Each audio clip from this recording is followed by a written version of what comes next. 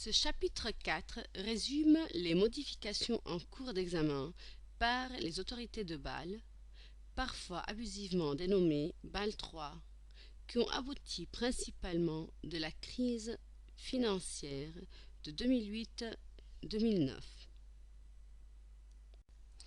À la suite de la crise financière de 2008-2009, le comité de Bâle a publié un nouveau document de consultation en décembre 2009 qui résume les principaux changements et ajouts qu'il envisage à l'heure actuelle.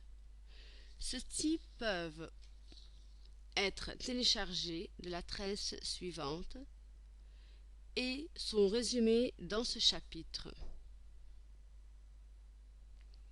D'une manière générale, les changements proposés sont les suivants.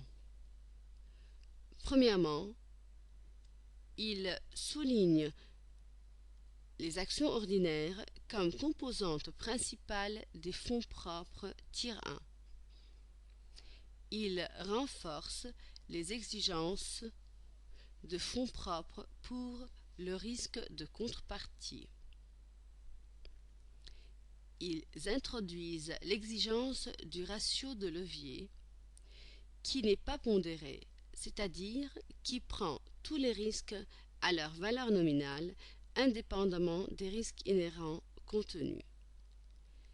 Et ils tentent de remédier à ce qu'on appelle problème de la procyclicité en exigeant un volant de fonds propres supérieur aux exigences minimales, d'alléger la pression sur les banques pour augmenter les fonds propres au milieu d'une crise, lorsque les conditions du marché rendent ceci impossible ou très coûteux.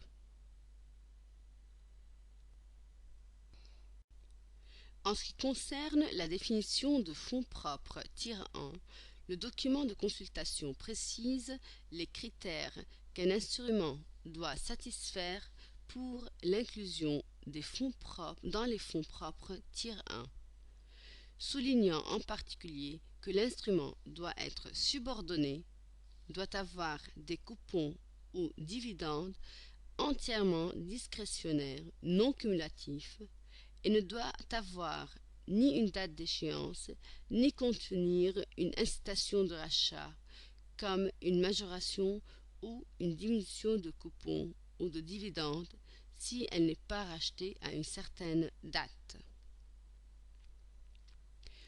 Toute option d'achat émise par la banque qui a sur un instrument de Tier 1 doit être structurée de façon à veiller à ce que l'émetteur ne l'exercerait pas que si ceci est évident de le faire dans son intérêt économique. De plus, le document de consultation divise également les fonds propres Tier 1 en actions ordinaires considérés comme le type le plus fiable et absorbant les pertes de capital, et en fonds propres supplémentaires pour la continuité de l'exploitation. Pour qu'un instrument soit considéré comme des actions ordinaires, il doit satisfaire 14 critères énumérés dans le document de consultation, dont les plus importants sont: premièrement, il faut que la plupart des créances subordonnées soient en liquidation et doivent également avoir droit à tous les actifs résiduels en liquidation au prorata de la quote-part du capital émis, après toutes les créances prioritaires soient remboursées. Ensuite, il faut qu'elles soient vraiment perpétuelles et non soumises à une obligation, légale ou autre, et doivent être rachetées dans les conditions prédéfinies.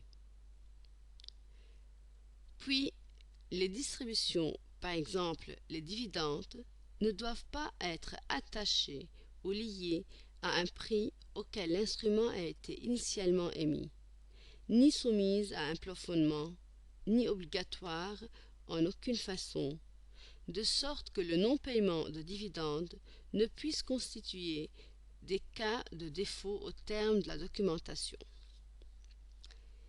Et ne peuvent pas être garanties ou assurées, ni soumises à un arrangement qui renforce juridiquement ou économiquement les créances prioritaires. L'autre catégorie au sein du tiers 1, soit un instrument des fonds propres supplémentaires pour la continuité de l'exploitation, est également soumis à 14 critères qui ne sont pas identiques, énumérés dans le document de consultation. Les plus importants sont les suivants.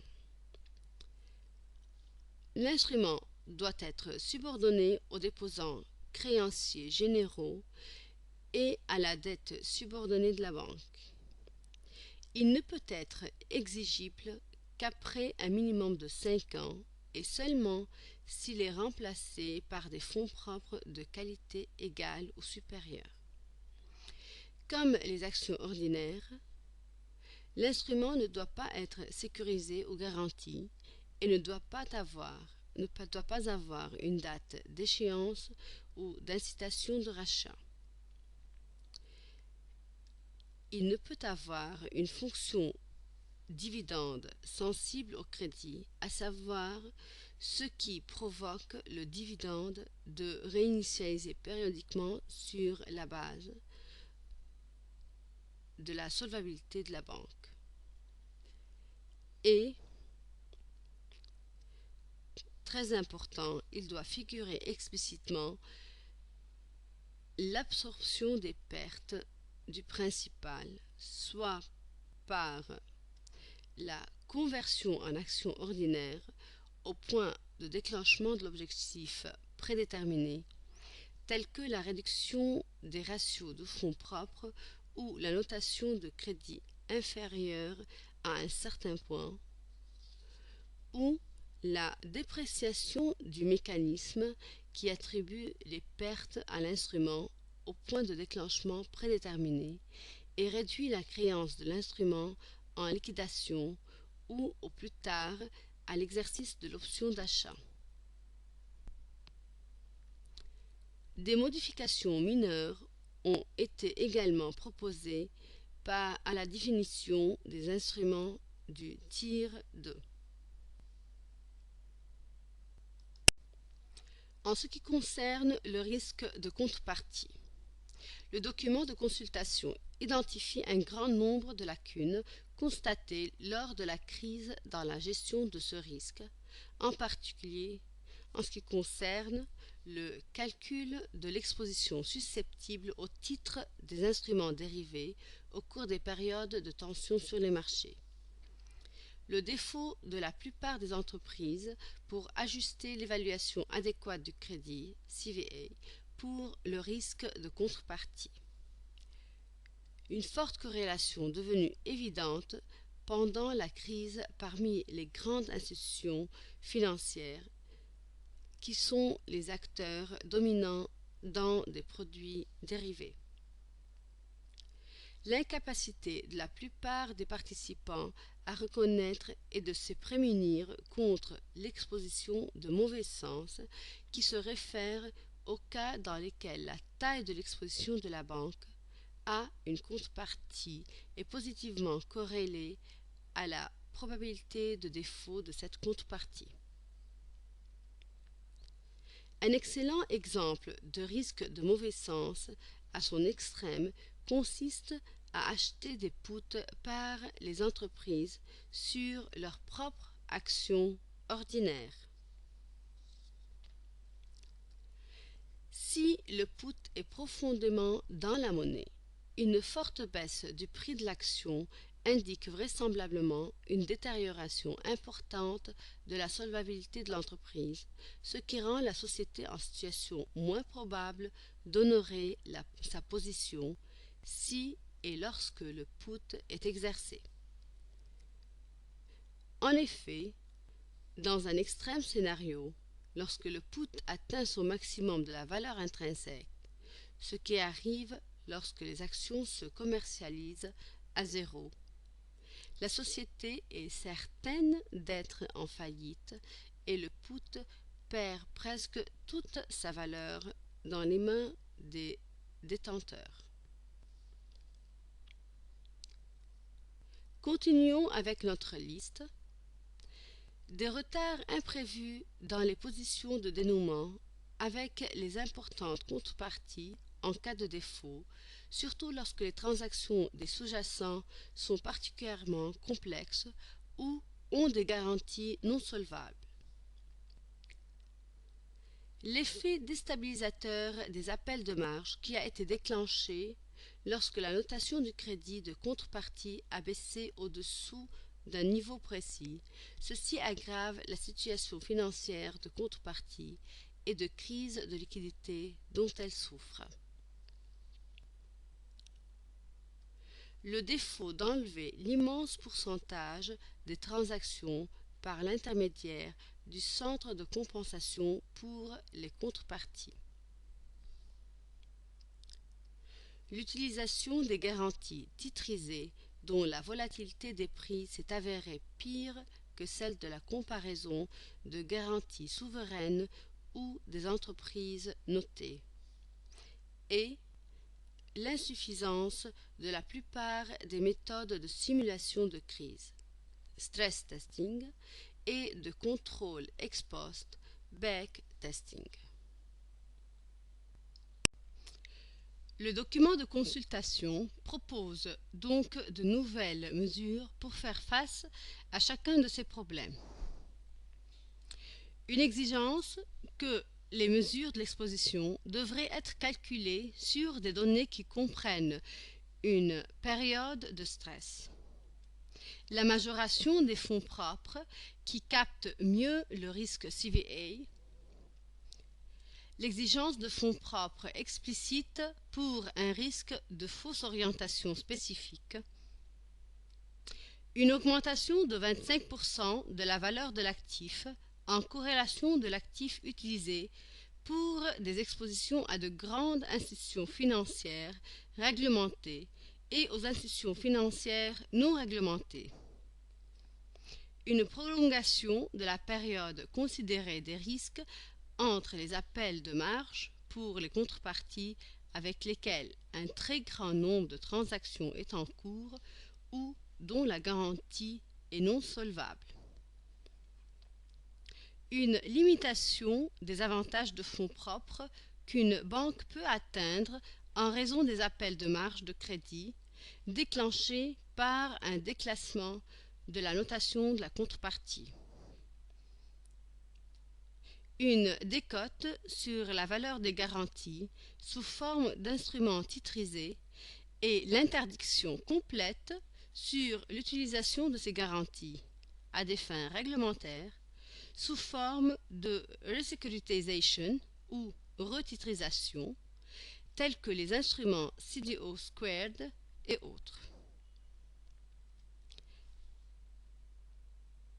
Incitation à l'utilisation des centres de compensation de contrepartie, de compensation de produits dérivés OTC, en ramenant à zéro les exigences de fonds propres pour l'exposition aux centres de compensation de contrepartie qui répondent à un certain nombre de conditions déterminées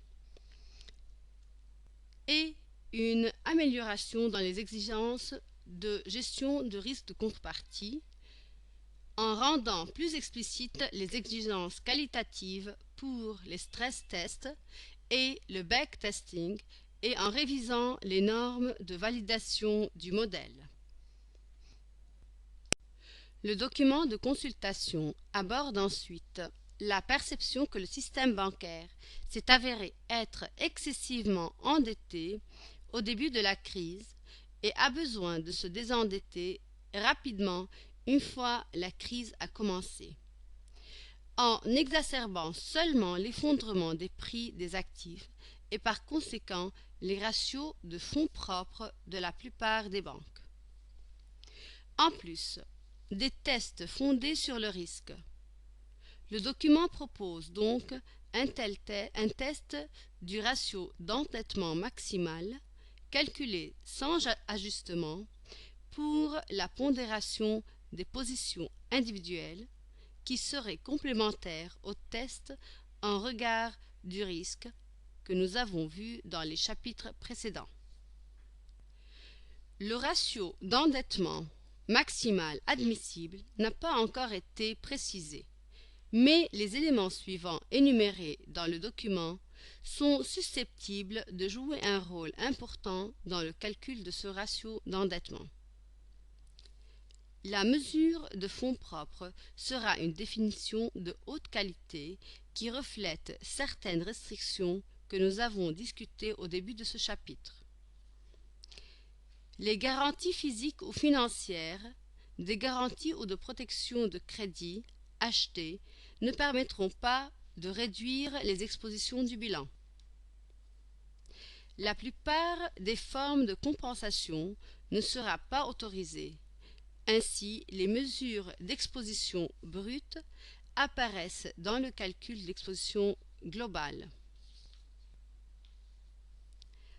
Certains éléments du hors-bilan, y compris les garanties et la protection de crédit, seront inclus dans l'exposition globale en utilisant un FCEC de 100%. Les titrisations, les pensions, les prises en pension et les prêts de titres suivront un traitement comptable. La communication détaillée sera nécessaire pour établir le calcul de ce ratio d'endettement. Le document de consultation aborde finalement le problème de la procyclicité. Une illustration simple de ce que l'on entend par procyclicité est prévue d'abord lorsque l'économie est ralentie, les pertes de crédit des portefeuilles de prêts augmentent, endommageant les profits des banques et les bénéfices non répartis, et donc leur ratio de fonds propres. Et les notations de crédit diminuent pour de nombreux emprunteurs, augmentant leur pondération de risque sous Bâle II et réduisant davantage les ratios de fonds propres des prêteurs. La capacité des banques d'accorder des prêts diminue précisément au moment où les emprunteurs ont besoin d'une augmentation de prêts pour les dépanner de leurs problèmes de liquidité actuels en prévision de la reprise économique. En retour, cela ne fait qu'exacerber le ralentissement économique. Le document aborde la procyclicité en renforçant les règles actuelles, en exigeant des banques d'utiliser des données d'horizon de long terme pour estimer les probabilités de défaut.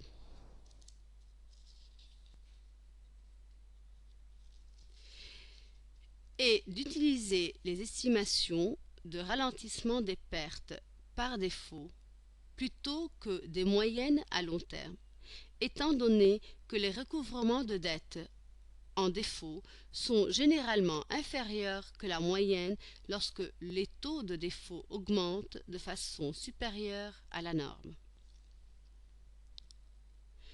Le document propose également 3 principaux changements au régime actuel pour diminuer la procyclicité. Premièrement, les réserves pour créances douteuses devraient être fixées pour tenir compte des pertes sur créances prévues sur la vie du portefeuille de prêt, plutôt que l'approche perte subie actuelle. Un changement a déjà été proposé par les autorités comptables et soutenu par le comité de Bâle. Deuxièmement, les banques seront tenues de constituer un volant de fonds propres en dehors des périodes de crise, d'une taille qui n'est pas encore précisée dans le document, qui peut être établie lorsque les pertes seront engagées. En particulier, puisque les banques s'approchent des exigences minimales de fonds propres fixées en vertu des règles, elles devraient conserver une plus grande part des bénéfices que de les distribuer aux actionnaires, selon la matrice suivante qui concerne le pourcentage des bénéfices que les banques doivent retenir pour atteindre le montant par lequel les fonds propres actuels de la banque dépasse l'exigence minimale en termes de pourcentage.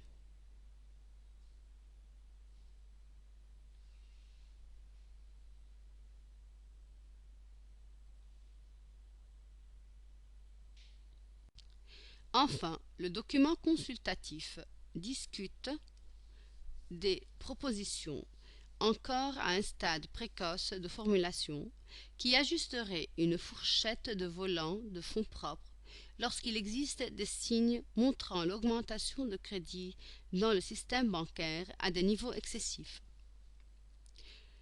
Ceci impliquerait l'identification d'une variable macroéconomique ou groupe de variables afin d'évaluer dans toute juridiction dans quelle mesure apparaît un risque important que le crédit a atteint des niveaux excessifs. Par exemple, la différence entre le ratio crédit total sur PIB et sa tendance de long terme.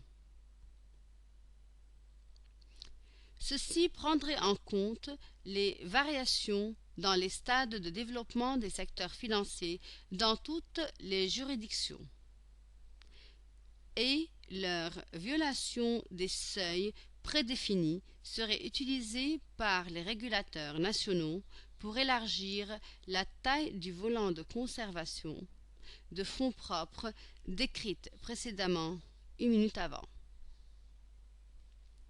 Ceci termine ce chapitre 4 et nous amène au quiz.